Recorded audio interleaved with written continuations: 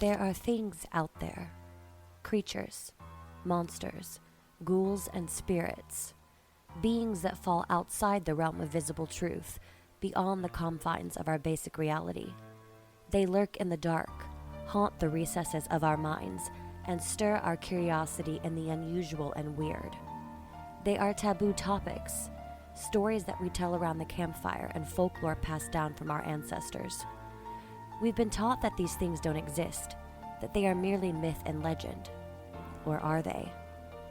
Welcome to the Occult Archives. I'm your host and spooky librarian, E.M. Moon, but feel free to refer to me as E. Here lies a space beyond all spaces, a library full of arcane information enough to drive any normal person mad. If you can think of it, if you can question it, the archives probably have what you seek. This particular episode surrounds the legend of a famous honky-tonk nightclub, and despite the rumors and first-hand accounts surrounding the hauntings of this place, there isn't as much in-depth information as you would think. Despite thorough research, information is rather scarce, so most of what I will be bringing you tonight in regards to Bobby Mackey's music world is based off of other paranormal investigators' encounters, as well as the information sourced from tabloid articles and what I could find on good old Wikipedia. Because of this, there may be some duplicate information here and there depending on the account and the author of the articles being recounted here. Regardless, I do what I can to bring you the most thorough information that's out there on the World Wide Web. At the end of the episode, I even sourced some good TV show episodes and books for you to dig your teeth into for further information. So for now, sit back, relax, and enjoy the history and creepy tales of Bobby Mackey's music world. Let's start with Bobby Mackey himself and what Wikipedia has to say about his music world. Robert Randall Bobby Mackey, born March 25, 1948, is a traditional country music singer whose career has spanned over 40 years. His musical style can be described by his loyalty to Hank Williams, Merle Haggard, George Jones, Buck Owens, Conway Twitty, and Johnny Paycheck, and is the foundation for his musical success. Mackey opened Bobby Mackey's music world on September 1978 in Wilder, Kentucky, along the Licking River, next to the same railroad track that he worked in his youth. Bobby Mackey's has been featured on network television shows such as Ghost Hunters, Ghost Adventures, Most Terrifying Places in America, My Ghost Story, and A Haunting. USA Today quotes Zach Bagans of Ghost Adventures as saying Bobby Mackey's is one of the 10 most haunted places in America. Urban legends claim the nightclub is the site of hauntings, murders, and suicides. However, no credible evidence exists for such claims. The current location is closed and will be temporarily located to Florence, Kentucky, while the site is demolished and a new facility is built. The infamous Portal to Hell, which we will talk about in a little bit, and the concrete wall, dubbed the Wall of Faces, that features water stains resembling human faces, will be preserved for the temporary location and will be a part of the new building at the current site. Promoted in popular culture as the most haunted nightclub in America, Mackey claims that the site was originally used as a slaughterhouse in the early 19th century and later torn down for construction of a roadhouse that took on various names, such as the Brisbane, until he purchased it in 1978. Various urban legends and modern folklore claim that the site features a gateway to hell and is haunted by spirits including Pearl Bryan, whose corpse was found in a field 2.5 miles away from the site in Fort Thomas, Kentucky. Other legends claim Bryan's murderers were Satanists who cursed the location and vowed to haunt everyone involved in prosecuting the case. There was also a legend that claims a pregnant dancer named Johanna committed suicide with poison in the 1940s after her father murdered her lover, Robert Randall, a singer at the club, by hanging him in the dressing room. Mackey even wrote a song with her name as the title. Investigations have failed to find public records of any such events, and research into property records, newspapers, and court files has failed to substantiate claims made regarding the history of the location. No connection between Bobby Mackey's and the Pearl Bryan murder has ever been established. According to science writer Sharon A. Hill, the nightclub is often publicized with tales of murders, curses, and hauntings. However, the current circulated legend has obviously enhanced and accrued additional details in the retelling over some 30-plus years. Hill states that claims of supernatural activity and a portal to hell are completely unsubstantiated. Haunting rumors and claims about Pearl Bryan are promoted in books such as Hell's Gate by Doug Hensley. author Andrew Young speculates that such legends about Bryan are a way to cope with the gruesome details of her death. According to the Campbell County Historical and Genealogical Society, the story of the murder of Pearl Bryan is continuously exploited and is highly unlikely that her ghost haunts Bobby Mackey's music world. Northern Kentucky Tribune reporter Ryan Clark investigated the rumors and took the $35 2-hour tour on 2 occasions, concluding, "There was nothing that happened on our tour that would indicate that Bobby Mackey's was haunted." While we're at it, let's talk a little bit about the murder of Pearl Bryan. Pearl Bryan was a 22-year-old pregnant American woman from Greencastle, Indiana, who was found decapitated in Fort Thomas, Kentucky in 1896. Her head was severed below the 5th vertebrae. Due to the murder's gruesome nature, it achieved significant notoriety at the time. More recently, there have been claims that her ghost haunts Bobby Mackey's music world. Pearl Bryan was born to Alexander S. Bryan and Susan Jane Bryan. Her father was a well-respected farmer in the community. She was a graduate of Greencastle High School, and at the time of her murder, she had begun working as a Sunday school teacher. Bryan had left her home in Greencastle on January 28, 1896, under the pretense that she was visiting a friend in Indianapolis. Sadly, Bryan's body was found headless just behind what is now the YMCA in Fort Thomas, Kentucky, on February 1, 1896, by a 17-year-old farmhand named Johnny Hewling. According to the presiding coroner, Bryan was found with multiple wounds across her back and her hands. He also indicated that she was decapitated while still alive. She was 5 months pregnant at the time of her death, and her body was identified by the tag in her custom-made shoes from Greencastle, Indiana.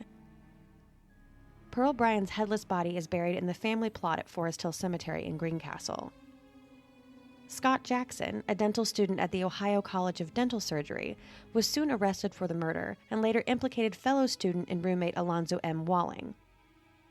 During the trial, it was revealed that Jackson had carried on a secret romance with Bryan for several months prior to her murder. Allegedly on January 31, 1896, Jackson and Walling slipped cocaine into Bryan's drink while they were at a saloon in nearby Cincinnati, Ohio, and proceeded to murder her later that night. An analysis of Bryan's stomach showed that there was indeed cocaine present at the time of her death. In response to the location of Bryan's head, Jackson and Walling gave several answers, such as at the bottom of the Ohio River and in a sandbar in Dayton, Kentucky.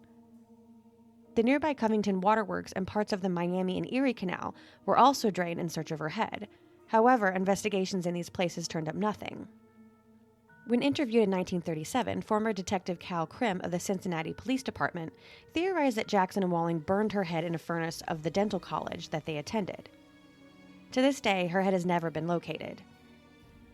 Jackson's trial began April 21st and ended on May 14, 1896. Walling's trial began on May 26 and ended June 18th of the same year. Both were convicted of first-degree murder and hanged in the morning of March 20th, 1897, behind the Newport Campbell County Courthouse on York Street, just south of the Taylor-Southgate Bridge. According to reports, both Jackson and Walling survived the initial drop that was supposed to break their necks, and instead were strangled to death some minutes after. They were the last people hanged in Newport. The gallows located behind the courthouse were torn down following the execution. The case was very popular nationally at the time, provoking citizens to take souvenirs from the crime scene, even branches, and buy Pearl Bryan merchandise from a store near the Newport courthouse. One report says the trial was theatrical. Local newspapers dubbed the case the trial of the century. The actual double hanging was urged to be done hastily due to the threat of a public lynching by friends and relatives of Bryan. Jim Reese, author, historian, and well-known reporter and columnist for the Kentucky Post, related in an article titled Pieces of the Past that even during a jailbreak at the Newport jail, the two men remained in their cell in fear of being lynched and were heavily protected. In the 1910s and the 1920s, several folk songs surrounding the murder were created and popularized. The first to be recorded was by American country singer Vernon Dalhart in 1926. A year later, in 1927, folk singer Bradley Kincaid recorded a song named Pearl Bryan on the topic of the murder. Folk musicians Dick Burnett and Leonard Rutherford also recorded their own version in the same era. Much later, in 2001, San Francisco-based folklore band the Crooked Jades recorded a song that focused on the murder as well. As far as the web and TV shows go, there was an episode of Ghost Adventures, which we will talk about later as well, that explored Bryan's murder and claims of supernatural activity at Bobby Mackey's music world. The Ghost Adventures crew claim an Ovilus device allowed them to contact the spirit of Scott Jackson and hear him confess to the murder. The BuzzFeed Unsolved episode called The Ghosts and Demons of Bobby Mackey's reviewed part of Pearl's murder. Produced by Karga 7 Pictures, the third episode of Travel Channel's Believers, entitled Hell's Honky Tonk, dealt with an allegedly haunted country music nightclub, obviously Bobby Mackey's, mentioning a 19th century story of a pregnant woman's dead body that was found headless. Due to anonymization, names were seemingly changed and the murder was supposed to have been taking place in Tennessee. There was also an episode on the YouTube channel Mystery Archives titled The Untold Story of the Demonic Bobby Mackey's that mentions the history of Pearl and her murder. Now, most of you out there who have heard of Bobby Mackey's music world and its supposed hauntings probably got your information from Ghost Adventures. I know I did.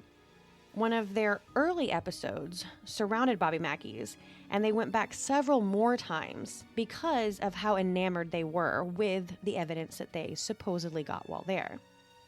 This is the information I have sourced from them regarding the hauntings at Bobby Mackey's music world. The slaughterhouse. On this same site in 1850, a large slaughterhouse and meatpacking facility was constructed to serve northwestern Kentucky and nearby Cincinnati, Ohio. In the lowest part of the building, a well was dug and used to hold the blood, guts, and waste from slaughtered animals. Some researchers have speculated that after the slaughterhouse closed in the 1890s, satanic cult activity took place in the building around the well.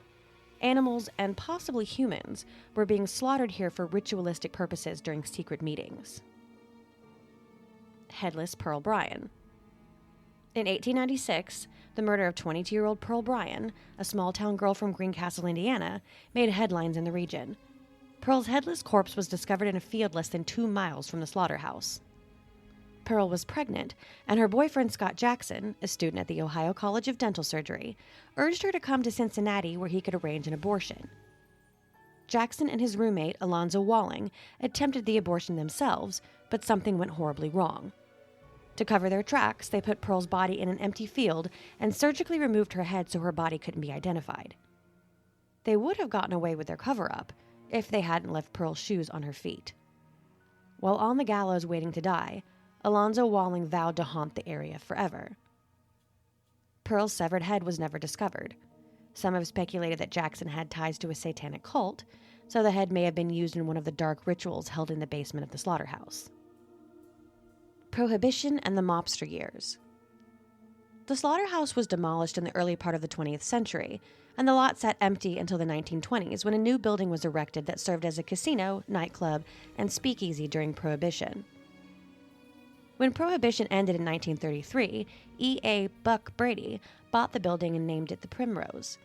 After more than a decade of successful operation, his casino caught the attention of Cincinnati mobsters who tried to muscle their way into the operation. When Brady refused to sell, the violence escalated with fighting and threats to customers in the parking lot, until Buck drew a gun on a mobster named Albert Red Masterson, was charged with attempted murder, and left the casino business in 1946. Forbidden love and tragic suicide. The building reopened as a nightclub called the Latin Quarter in the 1950s. Johanna, who was said to wear rose-scented perfume, a dance hall girl and the daughter of the nightclub's owner, fell in love with a singer, Robert Randall, who performed there. She got pregnant and intended to run off with the young singer, but her father forbade the romance and used his criminal connections to have the singer killed. When Johanna discovered what had happened, she poisoned her father, then took her own life in the basement of the building. There's a note here that Bobby Mackey's full name is Robert Randall Mackey, Robert Randall being the singer with who Johanna was in love with. In 1978, after a series of fatal shootings at the Rough and Tumble nightclub, the local authorities were forced to close the establishment. Later that same year, 1978, a young country singer named Bobby Mackey purchased the building and turned it into the music hall and tavern that still stands today. Paranormal phenomena have been present since day one. Though Bobby himself is skeptical, he'll admit that he doesn't doubt the word of family members, employees, police officers, and patrons who've experienced strange activity. Both the clergy and psychics have tried to help, but a dark force still seems to linger. Notes of paranormal activity and speculation. Some still believe the building's basement holds the gateway or portal to hell itself, a reference to the long-abandoned slaughterhouse well. Stairs near the well in the old slaughterhouse have been deemed the stairs that lead to nowhere. Phantom footsteps can often be heard on these stairs. Some believe that spirits can't cross flowing water, so the rare northern current of the Licking River may be keeping the dark forces trapped inside the building. A former caretaker that lived in the apartment upstairs claims to have been demonically possessed by the spirits. His exorcism was performed in the club by a minister. A patron claims to have experienced suffocating heat, a flying trash can, and a man with a handlebar mustache repeating, "Die game, die game," Latin for dying well, dying good, in the men's restroom. Bobby's wife claims to have been overcome by the scent of roses in the basement, grabbed around the waist, picked up, thrown down, and pushed down the stairs by a force that resembled sketches of Alonzo Walling screaming, "Get out, get out!" She refuses to set foot in the club again. Bobby Mackey claims not to be a believer, but he did write a song entitled Johanna about the young girl who committed suicide in the basement in the 1950s. Bobby Mackey's friend Doug Hensley wrote the book Hell's Gate, which connects the events of the past with the hauntings of the present. Historic photos of Pearl Bryan match witnesses' descriptions of a headless ghost dressed in turn-of-the-century clothing, and photos of Buck Brady also match descriptions of often-seen ghosts. Hot spots in the club include the spotlight room and catwalk over the stage, the well in the basement, the old china room, and the platform area near the kitchen. People have also claimed to see ghosts in the big pitted mirror in the main room. The club manager claims that on several occasions she would go through the club and make sure everything was turned off and closed down for the night. Then, hours later, she'd find that the bar lights were on, the front doors were unlocked, and the jukebox would be playing the anniversary waltz, even though the jukebox was still unplugged and did not contain that song. On one occasion, another club employee has seen a dark, very angry man behind the bar and a spirit who called herself Johanna. She would often speak to him and leave the scent of roses in her wake. Here's a little article I found penned by Sonia, a paranormal storyteller who runs littlehouseofhorrors.com, and the information she collected on Bobby Mackey's. If you're a little into the paranormal, you've probably heard of Bobby Mackey's. You can find the infamous Bobby Mackey's Music World in Wilder, a town in Kentucky. It's infamous because of its bloody and turbulent history. Ever since 1978, this nightclub and tavern has been owned by the country singer Bobby Mackey, but the former residents don't seem in a hurry to leave the place. In fact, it's loaded with ghosts. The history of Bobby Mackey's Music Club. The location of Bobby Mackey's used to be that of a slaughterhouse in the 50s of the 19th century. When the slaughterhouse was terminated 40 years later, the building was left vacant for a number of years. Well, at least that's what everybody thought. A group of satanic worshippers occupied the building and ritually killed small animals there. They dumped the bodies in the slaughterhouse as well. The well, which people believe to be a portal to hell, was used to drain the blood from the butchered animals towards the river. The worshippers stayed under the radar for a long time until a gruesome murder was committed by 2 of their members. The death of Pearl Bryan. 22-year-old farmer's daughter Pearl fell madly in love with Scott Jackson, a young dentist-to-be. She got pregnant, and that was a problem since the 2 of them weren't married. Scott and Pearl decided it would be better to have an abortion. Pearl had no idea that Scott was a member of the satanic group in the slaughterhouse. He would carry out the abortion with his friend Alonzo Walling. Pearl, who feared her father's reaction, agreed to the procedure. She was already 5 months along when she left her family home, never to return back. At first, Scott and Alonzo tried to kill the baby with cocaine, but when that failed, Scott thought that it was a good idea to use his dentist equipment for the job. All the blood probably aroused something malicious within both men, and it was no longer just an abortion for them. Pearl's head was severed with a tiny sharp instrument. Autopsy later revealed that Pearl had still been alive during the procedure. Wow. Her headless body was found and identified based on her shoes. The men were quickly found and sentenced to death. Pearl's head was never found. It was probably used in some sick ritual and then disposed of in the well. Illegal practices. After this horrible event, the building stood vacant for a while until it was demolished in 1920. A cafe was built on the same spot. Illegal gambling took place and illegal booze was made there. People didn't say no to violence either. Multiple murders were committed, but to avoid questions by the local police, the bodies were dumped somewhere else. In 1933, the shady practices came to light and the cafe was sold to E.A. Brady, who turned it into a successful casino. The mafia noticed the casino's success and wanted to get involved. They wanted to buy Brady out so they could take over. Brady refused, and he paid a high price for that. His casino was vandalized many times, and customers were beat up in the parking lot. Brady knew he didn't have a choice and sold his casino anyway. He took his own life in 1965, but right before that he cursed the location. He got his wish. The Latin Quarter. When Brady sold his casino to the mob, they named it the Latin Quarter. Besides a casino, it was also used as a nightclub. The police kept a close eye on the place and raided the place from time to time. At the final raid, the gambling stables and slot machines were removed.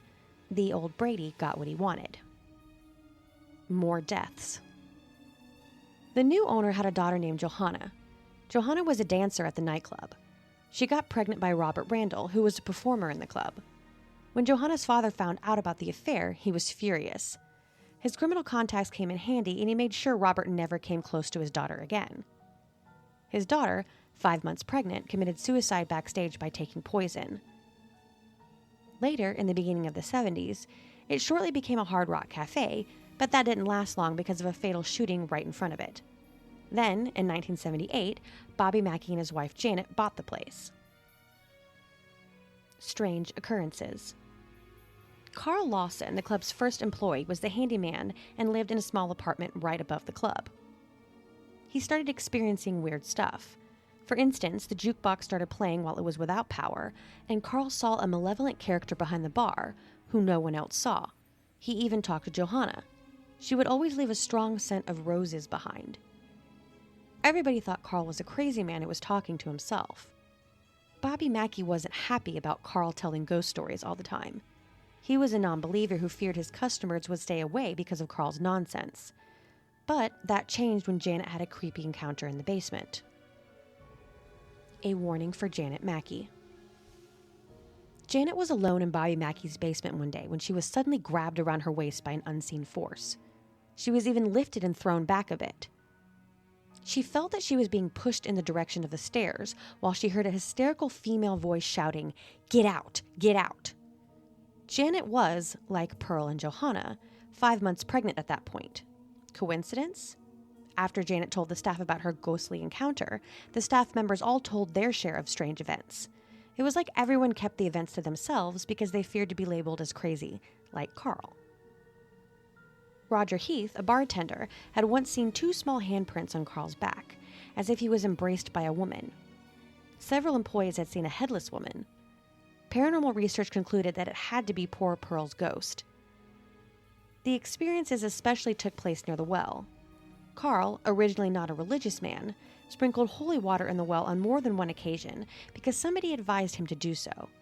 But was that such a good idea? Angry spirits. Instead of bringing the spirits at rest with the holy water, it made them agitated. All kinds of things flew off the shelves in the club, lights went on and off continuously, and employees were physically attacked. There was scratching and there was hair pulling. An exorcism was performed in 1994, but that idea was even worse. The ghosts got really upset and started pushing customers and employees and scratched them until they bled. They just scared the crap out of everybody. From that moment, Bobby decided to live in harmony with the ghosts. Today, things are much better and the spirits are well behaved. Sometimes someone feels caressed by an unseen hand or gets poked in the side. Very innocent and friendly. But the ghosts have a rather critical opinion when it comes to music. When a band performs who they dislike, the throwing starts again to scare them away from the stage. Bobby Mackey's Music Club is much loved today, but would you dare to share your beer with a ghost? Lastly, we have tales from Mitch Goth, who has been a paranormal researcher since 2009. When not hunting ghosts, Goth writes hauntedus.com articles and novels. Here's what he had to say regarding Bobby Mackey's Music World. Terrifying paranormal claims at Bobby Mackey's Music World. Said to be home to a portal to hell through an old basement drainage well. Spirits here are famously known to be aggressive, attacking and scratching people at times. Shadow figures and unexplained sounds are often reported. Reportedly haunted by a spirit named Johanna. Also said to be home to the spirit of a local murder victim, Pearl Bryan. At least one demonic possession is said to have happened here. Music and mystery at Bobby Mackey's Music World. A short drive from the Ohio border, on a thin strip of land between an old rail line and a dusty rural highway, sits a deceptively unassuming building that might look more like a rail depot than a locally lauded music venue. But if the look of the place doesn't necessarily draw you in, perhaps the sounds of live country music, mechanical bull competitions, and all-around raucous good times might. Bobby Mackey's Music World has been a hopping honky-tonk for over 4 decades, but over time it has become famous for things far different than music. For years, tales of intense and sometimes violent hauntings have leaked out of Bobby Mackey's Music World, emanating much further than the sounds of live music ever could. Timeline of Bobby Mackey's Music World's history. 1850. Long before the property at 44 Licking Pike was well known for its music, it was known for something a little different: animal slaughter. Beginning in 1850, a small slaughterhouse was built on the land. Almost nothing remains of this slaughterhouse except for a few well-like drains in the basement of the current building, which were once used to drain animal blood out of the slaughterhouse. But by 1930, the property's life as an entertainment pub had begun. 1930. The 1930s club was named the Bluegrass Inn, but a few short years after opening, it was bought by a local mobster, E.A. Buck Brady, who turned it into a tavern casino called the Primrose. Another local mob in the tavern game, the Cleveland Four, soon tasked enforcer Red Masterson with muscling Brady out of business. While no records remain of the negotiation methods Masterson used, one thing couldn't be denied. They worked on Buck Brady. Brady soon sold the Primrose to the Cleveland Four and retired.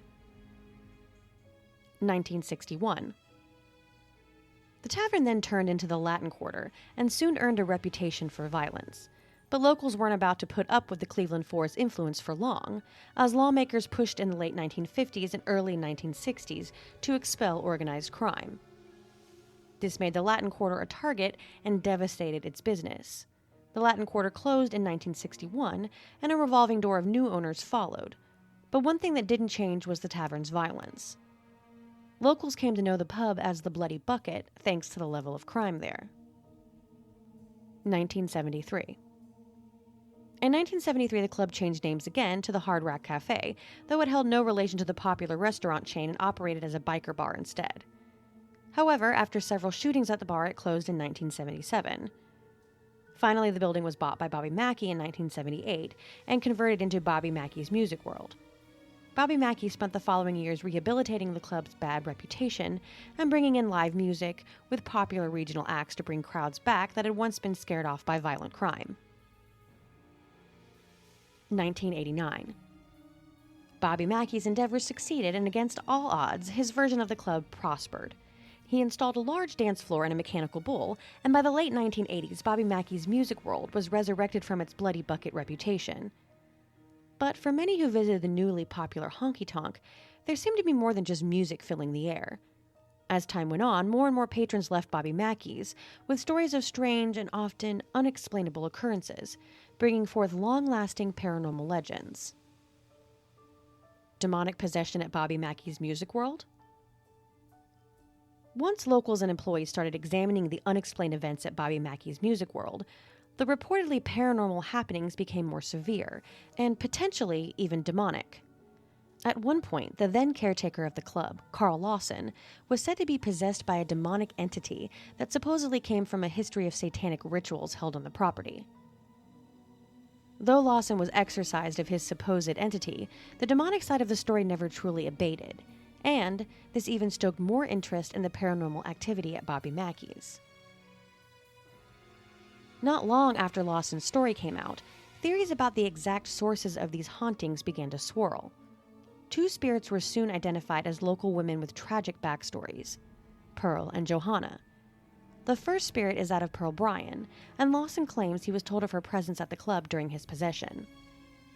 Lawson explained that, during his possession, he learned she was sacrificed as part of a satanic ritual on the property and had her head thrown down a well in the basement, turning the well into a portal to hell. And, while pulling up a few basement floorboards, revealed a well-like slaughterhouse drain from the original 1850s structure. Not much else matched the true fate of Pearl Bryan. Pearl Bryan and Bobby Mackey's music world. Pearl Bryan was a woman who once lived in the area who was indeed murdered in 1896 and was decapitated as part of that murder. However, there was not any connection with satanic ritual, nor did her murder take place near the current Bobby Mackey's property. In fact, it occurred several miles away. The reality of Pearl Bryan's unfortunate demise is much more straightforward than a sacrifice to Satan. She was simply the lover of a man named Scott Jackson, who impregnated her out of wedlock and demanded an abortion. When all attempts failed, he opted to poison her with an overdose of cocaine, which also failed. Jackson and an accomplice, Alonzo Walling, decapitated Bryan and tossed her head not into any well or drain, but off a bridge into the Ohio River. Both were later convicted and executed for her murder. Despite this, numerous reports remain of patrons and employees at Bobby Mackey's encountering Pearl's ghost. The jilted lover ghost of Bobby Mackey's music world. The other female spirit at Bobby Mackey's is Johanna, who has an equally unfortunate backstory. Johanna's ghost has become so well known that Bobby Mackey once wrote a song about her and her uncertain past life. The song goes that, in life, she was Johanna Jules, possibly a stage name, and was a performer at the Latin Quarter, along with the daughter of one of the mob-connected owners. Johanna went on to start a secret romance with a bar patron, Robert Randall, who eventually got Johanna pregnant, but when her father found out, he had Randall killed. Johanna, in a fit of depression, took her own life in the building. Fact and fiction at Bobby Mackey's music world. Much like the real story of Pearl Bryan, there are many inconsistencies between legend and life in Johanna's story. None of the Cleveland Four mobsters nor any proprietors of the clubs before Bobby Mackey's had daughters named Johanna. And over time, many researchers have identified the name Robert Randall as likely just a simple derivation from Bobby Mackey himself, as his full name is Robert Randall Mackey. However, there is a record of a Johanna Ragan committing suicide by poisoning in the area. She is recorded as having died in 1914, long before the property's use as a tavern, and did not die at 44 Licking Pike, but rather 44 Pike Road, several miles from the site of Bobby Mackey's music world. But, much like the entity of Pearl Bryan, visitors continue to report encounters with the spirit of Johanna, though which Johanna still remains in question. Bobby Mackey's music world paranormal legend. Despite the established differences between local lore and historical record, reports of powerful hauntings continually come out of Bobby Mackey's, and it gained a reputation as one of the most profoundly haunted buildings in the United States. Since the 1990s, Bobby Mackey's music world has been featured on numerous television programs documenting its paranormal tales, including National Geographic's Is It Real?, Discovery Channel's A Haunting, Travel Channel's Ghost Adventures and Most Terrifying Places in America, Destination America's Paranormal Lockdown, Sci-Fi's Ghost Hunters, and the BuzzFeed Unsolved web series. Perhaps most famously, Bobby Mackey's hosted the very first aired episode of Ghost Adventures and included a scene that showed host Zach Bagans being scratched by an unseen force in the basement, near the drainage well now reported to be the portal to hell. So you want to experience Bobby Mackey's music world? Along with being a regular stop for paranormal television productions, Bobby Mackey's is an in-demand location for paranormal investigators and enthusiasts of just about every variety. Private investigations and public events are common, and more stories of intense experiences with the honky-tonks ghosts continue to come out all the time. Teams have captured potential EVPs, photographic anomalies, video footage of strange occurrences, and have had countless personal experiences while investigating through the building.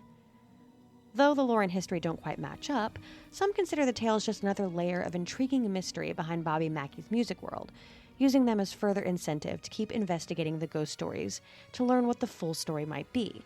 Regardless, the club continues to be a must-stop spot both for local fans of country music and far-flung investigators of all things spooky and scary. The Ghoul Guide on Instagram posted a picture of Carl Lawson's, the former caretaker at Bobby Mackey's, apartment with this caption. Sitting above Bobby Mackey's is the shell of a small apartment that was once home to the caretaker. Within these four walls, the ghost stories of this bar came to life and sparked the strange activity that would land this property on the paranormal map. Welcome to Carl Lawson's infamous apartment. After working on the property in the Bloody Bucket days, Carl Lawson offered to help Bobby Mackey get his bar up and running once it was purchased in April of 1978. Throughout his time in the building, Carl began to realize that things weren't quite right. He heard the phantom footsteps and the voices and tried telling Bobby about it, but the ghost talk was quickly swept under the rug. However, it wasn't until the late 1980s when the ghost stories of BMs became known to the world with a book and then a few TV episodes in the early 90s. With the increased attention, more of Carl's story came out in dramatic details. In this apartment, he'd toss and turn in his bed listening to what sounded like hundreds of people below him in the bar when he knew it was empty. He barricaded the door and screamed, "Go away," a phrase he'd later sticker to the door. Not only that, he felt compelled to sleep with a shotgun in his bed. Carl had also stated that not only did a demon try drowning him in the bathtub, but that in his dreams the ghost of Johanna would appear to him. More importantly, she told him to dig. And dig he did, thus coming across the supposed portal to hell located in the basement. In 1993, the exorcism of Carl Lawson took place right below in the bar.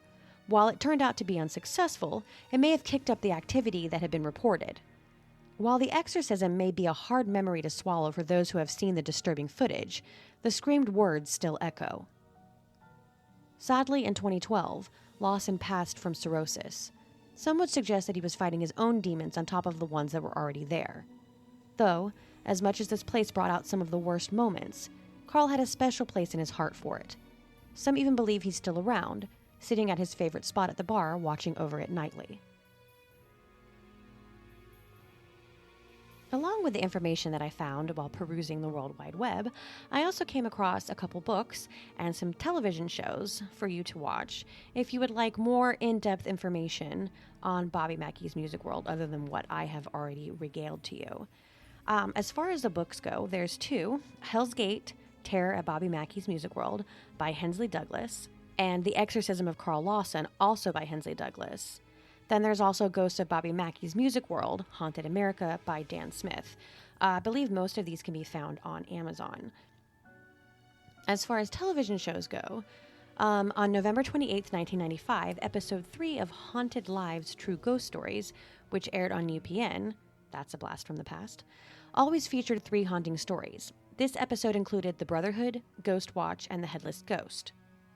The third and final story presented in the hour-long episode highlighted Bobby Mackey's music world and the paranormal happenings said to have occurred up until that point. Interviews with Mr. and Mrs. Mackey and caretaker Carl Lawson, with included statements by Doug Hensley, author of Hell's Gate, which I just made mention of, who had spent 5 years researching the club, regular bar patron Richard Lawson, who was a key character in the story the episode presented, and psychic and medium Patricia Mischel, who had performed a walkthrough investigation of the establishment, were also featured, giving viewers the opportunity to hear reports via a first-hand account. The show was originally known as Real Ghost, although it can most often be found under its newer name, and was directed by Michael Levine and narrated by Stacy Keach. This specific episode featuring Seth Green, which is kind of cool. I don't know if you can find this streaming anywhere, but you can probably find it on YouTube. A 2006 episode of the National Geographic Channel's documentary series Is It Real featured the nightclub. The 2006 Discovery Channel's docudrama series A Haunting featured the nightclub, which I've seen that episode and I really enjoy it. Actually, The Haunting is a great show in my opinion. If you ever want something to watch, I know it's streaming on a couple different services. The 2008 premiere episode of the Travel Channel's ghost hunting series Ghost Adventures features interviews with former caretaker Carl Lawson and author Douglas Hensley. The network later released a 3-part web series called Return to Bobby Mackey's, and the nightclub was featured again on the program in late 2010. And I've watched all of those, and I know that Ghost Adventures nowadays, it's kind of like up in the air. You either really like them or you really hate them. Back in the day, they were fantastic. I won't touch on how I feel about Zach and stuff nowadays, but the show is still enjoyable nonetheless. And on October 9th, 2009, the nightclub was featured on the Travel Channel's Most Terrifying Places in America. I don't know if I've seen that one. November 16th, 2011, the nightclub was featured on the sci-fi program Ghost Hunters. It was also featured on an episode of BuzzFeed Unsolved titled The Ghosts and Demons of Bobby Mackey's, which I've seen because I love BuzzFeed Unsolved. If you love them, they have a new show on YouTube. Can't remember the name of it right now, but a Google search will absolutely tell you and tell me later because I forgot. The nightclub was featured on the TV show Paranormal Lockdown on December 11th, 2018, Season 3, Episode 4 on the Destination America channel. And if I remember correctly, that is, because I watch so many paranormal shows, that show has Katrina from Paranormal State and actually has Nick, who was a former member of Ghost Adventures. I really like their lockdowns because I think it's a 48-hour lockdown when they investigate, and it's fun. The nightclub was also featured on the TV show Portals to Hell on May 10th, 2019, Season 1, Episode 3 on the Travel Channel. And I want to say that Portals to Hell also has Katrina, but it has Jack Osborne too. Don't quote me though, because like I said, I watch so many of these and sometimes they get jumbled in my head. But after hearing all of this information on the infamous honky tonk, no matter how sparse or detailed it may be, what do you believe? Is it haunted? Did demonic forces lurk just around the corner? Did they possibly enjoy country music and a nice dry whiskey? Or is this all just folklore? Stories fabricated around true, horrific, and sad events to entertain and scare the living. If you've never been to experience it yourself, all we can do is speculate and trust those that have. Or we can decide not to believe in it altogether. I myself would like to believe on some level because proof of the paranormal is something that a lot of us aim to attain. But at the same time, I would almost rather that the spirits rest and the demons stay where they belong, not in the realm of the living.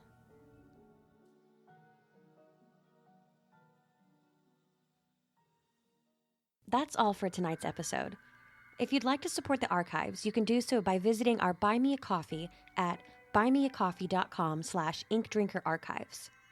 If you're into witchy apothecary goodies, you can support us by purchasing some wares from our shop, inkdrinkerapothecary.storeenvy.com. From loose-leaf teas to delightful perfume oils and mystery goods like our blind date with a book boxes, there is pretty much something for every strange and unusual creature out there. You can also find the archives on most social media platforms at Ink Drinker Archives or the Occult Archives with author E.M. Moon on Facebook. As always, I'll leave you with this reminder. Lock your doors, salt your windows, and remember, it's okay to sleep with the lights on.